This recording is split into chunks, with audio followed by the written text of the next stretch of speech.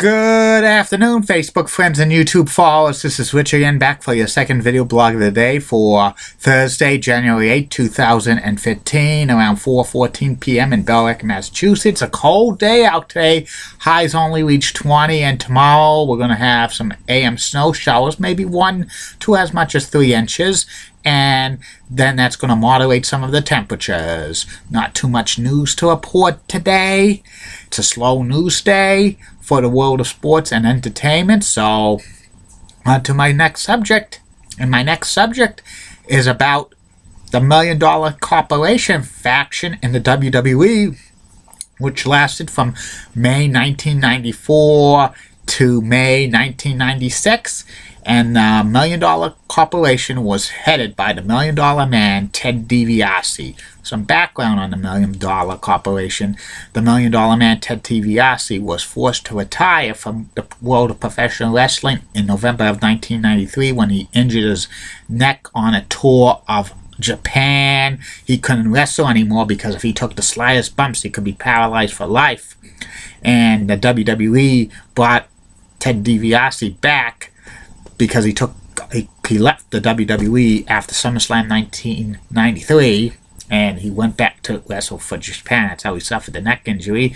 The WWE brought the $1 Million Man, Ted DiBiase, back as a heel announcer on first at WWE Royal Rumble 1994. Then he made a couple of appearances at WrestleMania 10 and Monday Night Raw. Then he became like the color man on Wrestling Challenge as a heel announcer, and then he started to become a manager.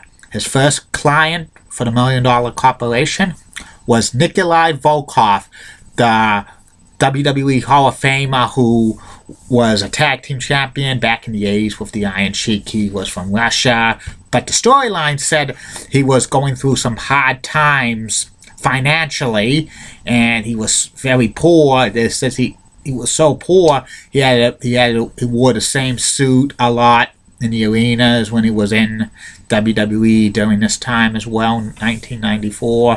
Also, the storyline says he had to bring his own food to the arena because he couldn't afford to buy something out of the like concessions. And Ted DiBiase, when they had the interview with him, he says, "I hate your guts." That's what Nikolai Volkov says, but he had to do what he had to do. And then about a few weeks later on the King's Court on Monday Night Raw, the $1 Million Man gave Nikolai Volkov a new wrestling outfit, and it had like his ring trunks had a cent sign, property of the $1 Million Man, and he had a shirt with the C sign with the cent sign. It was property of the $1 Million Man, and this was kind of humiliating for Nikolai Volkov and stuff like that. But this was to get maybe the $1 Million Man, Ted DiBiase, over as a heel manager and stuff like that. And a lot of people like thought this was great. And like he managed Nikolai Volkov for a while, but Nikolai did not get too much of a push because he was old, and plus in addition he wrestled Virgil, who used to be the $1 Million Man's like bodyguard years ago, but $1 Million Man and Virgil had a falling out at Royal Rumble 1991, and they had a feud over the $1 Million title, which they swapped back and forth in 1991, and like Nikolai Volkov like dominated the feud with Virgil, and that was about it. The next wrestler to join the $1 Million Corporation was The Undertaker, but this was not the real Undertaker, Mark Calloway. It was a fake Undertaker who was played by primetime Brian Lee, who was at the time wrestling in Southern Independence, USWA, and Smoky Mountain Wrestling. The storyline said that Ted DiBiase was the man who brought The Undertaker to the WWE, and he was going to bring him back, and it was The Undertaker, but it was the fake Undertaker. That only lasted 2 months before the real Undertaker came back, and they had a match at SummerSlam, and the real Undertaker beat the fake Undertaker easily and put him in the casket, and was never heard from again. And the next person to join the $1 Million Corporation after the fake Undertaker was Bam Bam Bigelow, who was managed at the time by Luna Vachon, but the $1 Million Man made a deal with Luna Vachon to get Bam Bam Bigelow, and Bam Bam Bigelow joined the corporation. And the next corporate member was the Native American Tatanka, which happened at SummerSlam 1994, when this was a swerve. A lot of people were saying that Lex Luger was going to join the $1 Million Corporation. Ted DiBiase said that he had him signed, sealed, and delivered, lock, stock, and barrel, and they were pushing it and pushing it and pushing it. And to tell you the truth, I thought Lex Luger should have joined the $1 Million Corporation. That's what they were saying on television all the time. People were predicting that, but the WWE swerved the fans and put Native American Tatanka with the $1 Million Corporation. I thought that was a poor idea. They should have put Luger in that spot, because if Luger was turned heel and joined the $1 Million Corporation, the $1 Million Corporation would have been more formidable as a good heel faction. But that never came to be. Then Luger and Tatanka have a long-running feud. The next wrestler to join the $1 Million Corporation was King Kong Bundy, who was out of the WWE since 1988. He came back in 1994 to join the $1 Million Corporation with Ted DiBiase, and he lasted close to a year, but he didn't get any big push and stuff. He was kind of washed up. He feuded with The Undertaker for a while, but he lost to WrestleMania 11. Also part of the $1 Million Corporation was Earl and I Shyster, also known as IRS, who was the $1 Million Man's former tag team partner. Money Incorporated won 3 tag team championships in the WWE, and he was managing with Ted DiBiase for a while and stuff like that. But IRS was a mid-card heel, and he feuded with The Undertaker for a while as well. In the winter of 1995, a big angle happened with Bam Bam Bigelow. He pushed future NFL Hall of Famer Lawrence Taylor at the WWE Royal Rumble, and this started a feud that lasted at WrestleMania. Bam Bam was suspended for 30 days for the WWE. It was a storyline, and Bam Bam wanted to have LT in the ring, and they had a match at WrestleMania 11. That was the main event.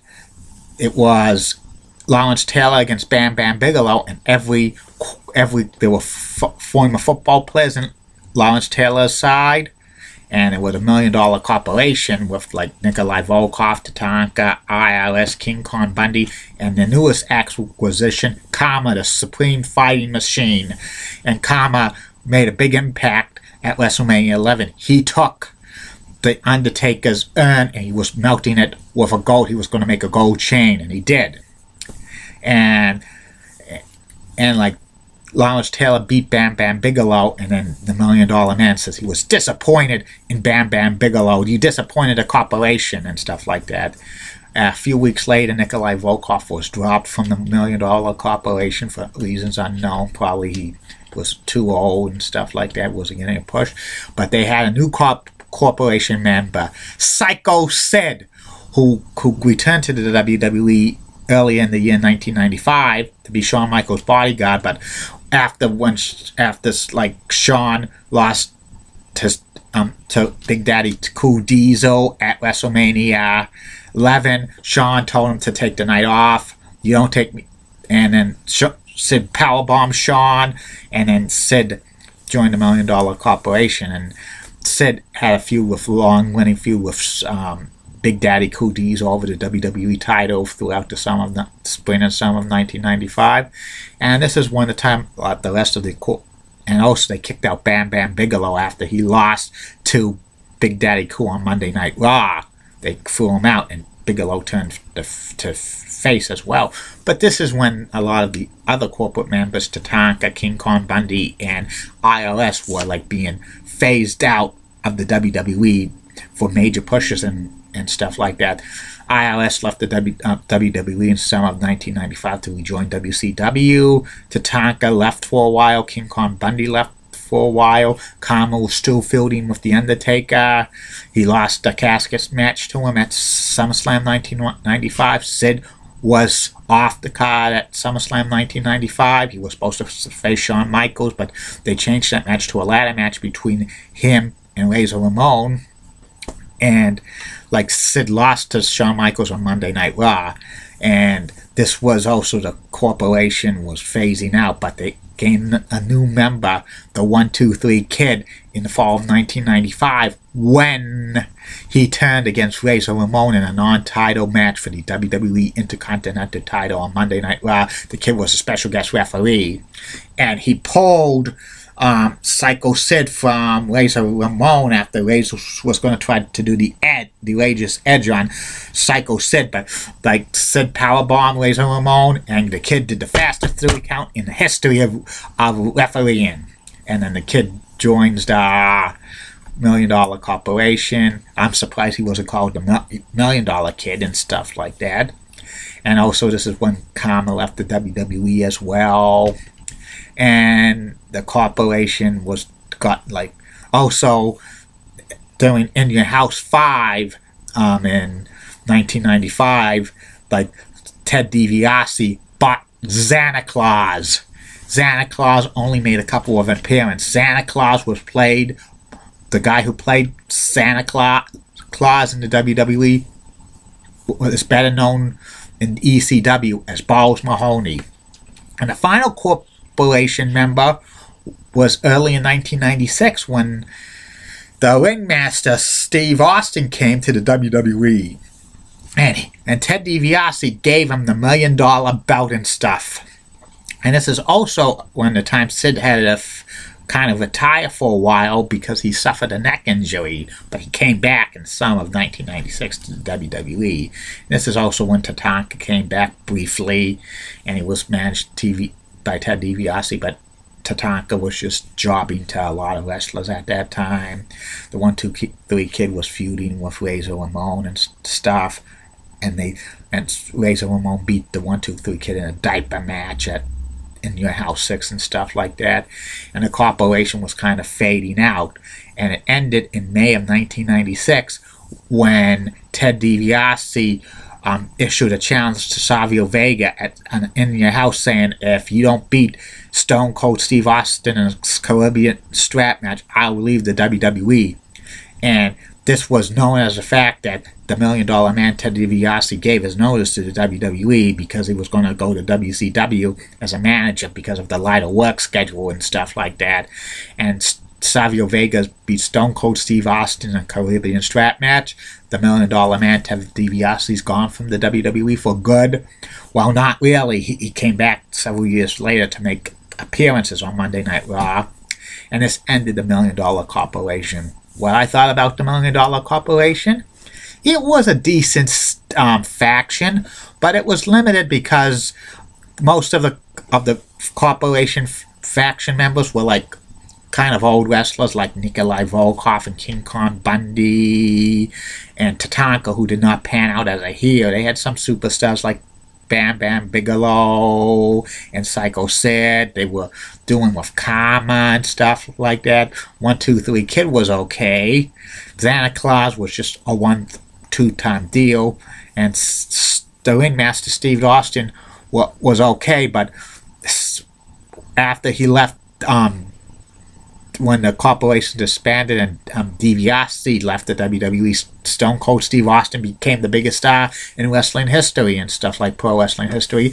But there was a drawback to the $1 Million Corporation, in my opinion, because Ted DiBiase could not take bumps. It kind of limited it for him to be an effective manager, because heel managers in professional wrestling, when they beat up on wrestlers, the good guys would always come and the heel managers would take bumps, especially Bobby the Brain Heenan and Captain Lou Albano. And plus, I heard something that the $1 Million Man Ted DiBiase really did not like to go on the road up for the WWE as a manager, because he was comfortable doing like the announcing and showing up at managers at TV tapings and pay-per-views. He didn't want to go back on the road full-time as manager, but Vince McMahon told him to go back on the road because he wanted to help groom Psycho Sid to become a top star and stuff, and having the $1 Million Man in his corner all the time would help him out. And I think the $1 Million Corporation was, I told you, a pretty good heel faction. That was the one drawback. They should have had Lex Luger turn heel in SummerSlam 1994 to join the $1 Million Corporation. That would have made him very legit. And if they turned Luger heel in SummerSlam 1994, I think Luger would have probably won a title in the WWE, maybe the Intercontinental title or something. Maybe they would have brought back the $1 Million title for Luger to wear. And that's about it on that, Facebook friends and YouTube followers. Later on today, the third and final video blog of the night, which will be about my first personality profile, which will be about Jeopardy host Alex Trebek. And don't forget, Facebook friends and YouTube followers, only 4 more days until reviews of the first 13 WWE Royal Rumbles. And one more plug, tonight, 7 p.m. on Antenna TV, WBIN 50.2 in the Boston market, or 288 on most Comcast cable systems in Eastern New England, is that famous WKRP episode of the Turkey Drop. And that's one of the best episodes of all time for WKRP in Cincinnati. And tomorrow I'll do a video blog about WKRP in Cincinnati, the television series. And don't forget, Julie Broughton and Heidi Lee Pratt's video blogs are coming sooner or later. See you later, Facebook friends and YouTube followers. Bye now.